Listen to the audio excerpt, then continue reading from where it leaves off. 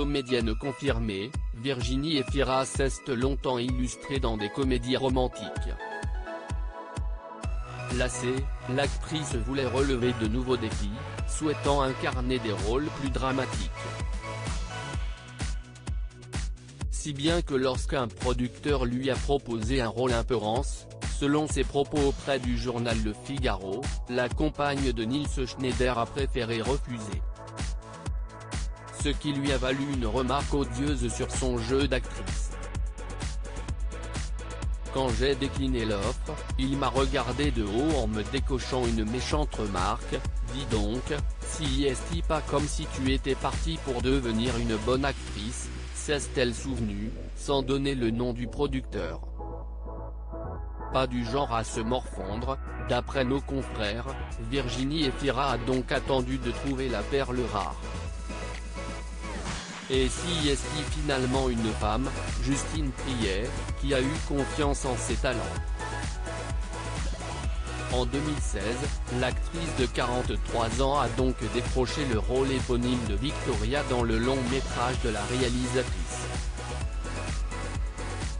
Un personnage qui lui a permis de repousser ses limites et se débarrasser d'une typologie de personnage qui lui collait encore à la peau au moment des faits. 3 ans plus tard, et face à Adèle Exarchopoulos, Virginie Efira a de nouveau joué devant la caméra de Justine Triet dans le film Sibylle. Elle donne des conseils précieux plus récemment, si est-il dans Police qu'elle a pu montrer de quel bois elle se chauffe. Un long métrage d'Anne Fontaine dans lequel elle donne la réplique à Omar Sy. Forte de son expérience sous les feux des projecteurs, et de la diversité de ses rôles, Virginie Efira avait donc épaulé son partenaire sur l'écran lors des scènes de sexe du film. Il a fait peu de personnages sexués jusqu'ici.